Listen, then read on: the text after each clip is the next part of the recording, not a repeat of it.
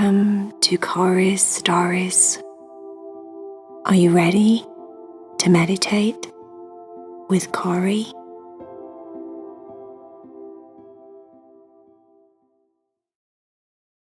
Hi friends, make sure that you subscribe and you like this video, and also press the bell because the bell will let you know when a new video comes out. If you love Heidi, Cherry and Vea, make sure that you go to the link below and you join the Patreon group. Then you'll be part of the Cat Club and you'll get 3 exclusive stories every month for just $7 a month. I hope you enjoy the meditation. I love you. Bye.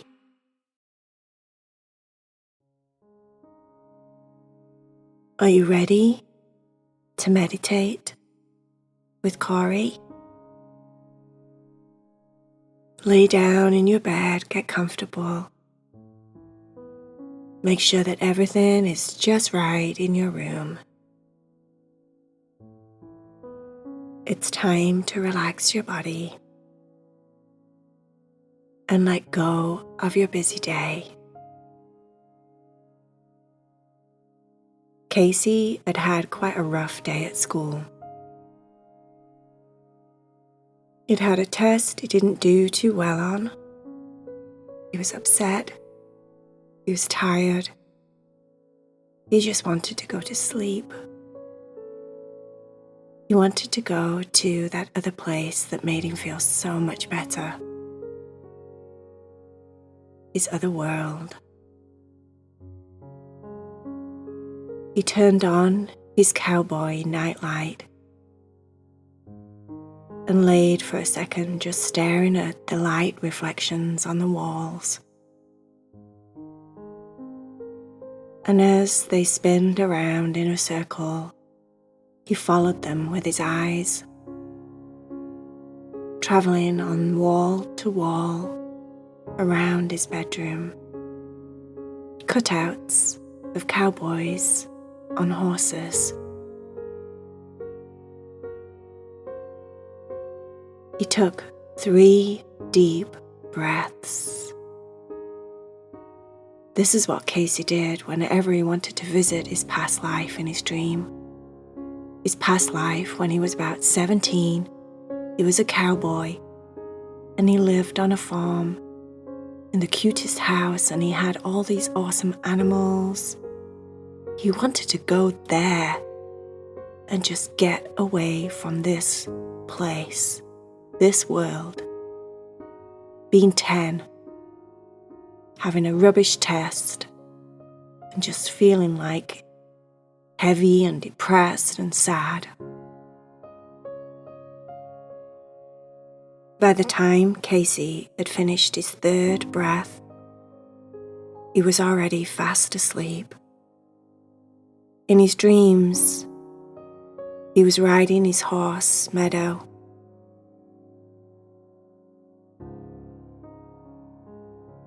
He'd spent most of the day transferring the livestock from one field to another.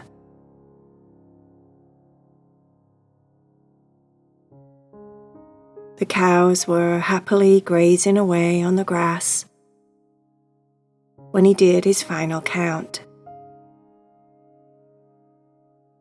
There were supposed to be 31 calves. There were 30. One of the young cows was missing. That meant Casey had to go back out, back on the route that they'd just come, crossing over the prairie to try and find the missing calf. He was hungry and he was tired and it was late. He was dusty and sweaty, and all he wanted to do was take a bath and eat his supper. But this had to be done. The calf's life was in danger. That calf needed to be found. He could hear one of the livestock crying out this awful sound, as if she was screaming. moaning, crying so loud it was haunting. He knew that that was the calf's mother. She was missing her baby. This gave him the urgency that he needed, the extra boost of adrenaline. He tapped on the side of Meadow with his heels, and she zoomed forward. He started along the track, backtracking from where he started his day. After about an hour, a long, tiresome hour, he spotted something dark in the distance by the wire fence. He knew instantly that that was the calf. He thought, I bet it's got trapped in the wire. The closer he got, the more confirmation he got that he was right. The calf was trapped in the wire. He was heading in that direction, and all of a sudden, Meadow steered up onto her back legs and made the loudest noise. He went flying off the back of Meadow, wasn't expecting it at all. Meadow had been scared by a rattlesnake. It was there in front of her on the field. Casey was that busy trying to eyeball the calf and find out what was happening before he got there that he wasn't paying attention to the grass in front of him, his path in front of him. That was a mistake. He fell hard on the ground. It felt like he banged the back of his head.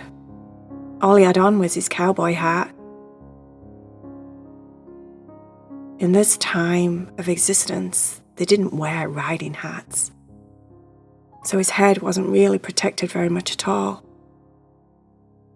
He banged his left elbow, and he banged all down the side of his left hip, his left leg. He crashed on the ground really hard. Luckily for Casey, there wasn't any large stones or anything on the ground, so he didn't hit his head on anything like that, because that would have been super serious. He was so far away from everyone and everybody, it would have took them a long time to find him. And with a bang on the head that could have possibly been bleeding, that would have been life-threatening. Just like the calf.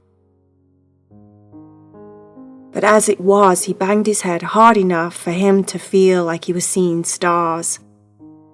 And then he heard the sound. That familiar rattlesnake sound. He instantly froze. It registered in his brain that that's what Meadow had reacted to, the rattlesnake.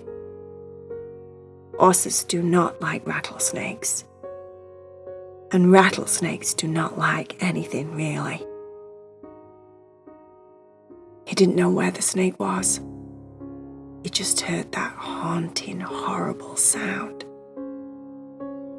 Just this slow, methodical, shaking, rattly sound. That warning to be careful. He just laid as still as he could. But he was also concerned about the calf, and he knew that time was against him. What if the calf had got trapped around its neck in the barbed wire fence? What if the calf was struggling and the barbed wire was making things more and more dangerous every second? He was so stressed. He was stressed. He was in pain. But he did the right thing. He stayed so still. At one point, the rattle got louder, and he knew the snake was closer. Jiminy Cricket, he thought. This could be bad. He took long, slow, deep breaths, trying not to move a millimeter. He tried not to blink. He tried not to breathe. It felt like the longest moments of his life. The sound got further away, but he still didn't move. And then the sound dispersed as if it was just falling into ground, like rain. It disappeared, and he knew that the snake had retreated and gone somewhere else. He leant up onto his elbow and felt his head screaming inside. He rubbed the back of his head. There was definitely a big bump there, but he wasn't bleeding. That was good. He'd have someone check out his head when he got back to the ranch. For now, he needed to get back on Meadow. Meadow hadn't run off or anything. She wasn't that far away. She was just a few feet away, far enough away from the snake. Casey managed to get up onto his feet. He brushed off his shirt. He brushed off his denim jeans. And he jumped back onto Meadow.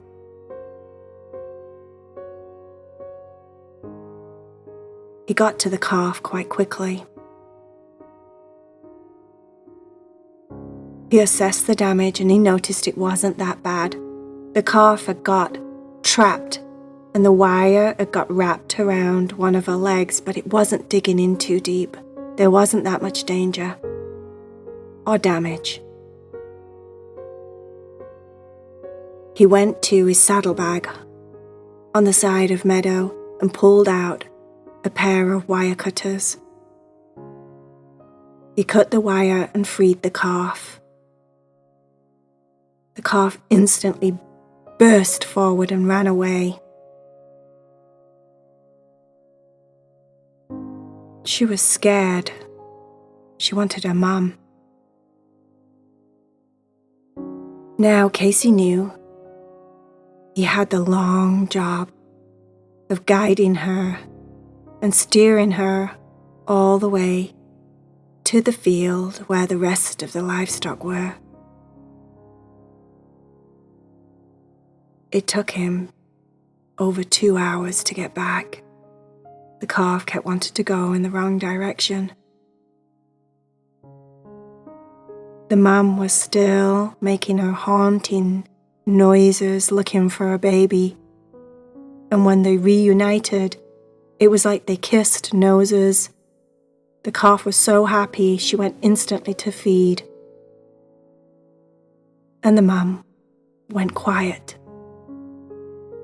She was okay. She had her baby back. Casey put Meadow in the stables. He unsaddled her and brushed her down, made sure that she had lots of hay and water, and then he headed to the kitchen. On the table was stew.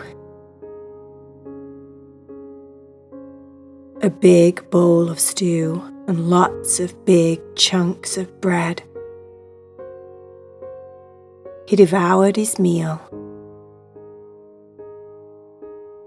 He showered rather than bathed. The shower was outside. And it was like basically a very rudimental outside shower that was hooked up to a big drum. of water. It was cold, but it was refreshing. And he stared up at the night sky and looked at the stars while he showered off his dusty, smelly body. And then he fell into his bed like a ton of bricks, exhausted and tired, really tired.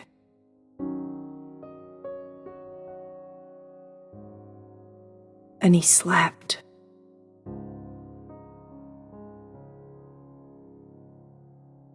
The next morning when Casey woke up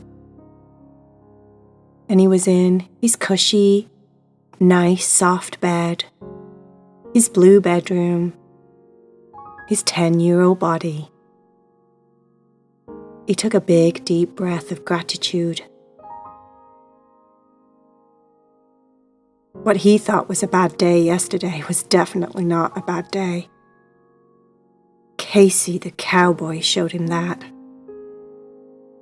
Now that was a bad day, he thought to himself. Casey hopped out of bed and started to get ready for school, quite chipper and happy, feeling very, very refreshed. Until the next time.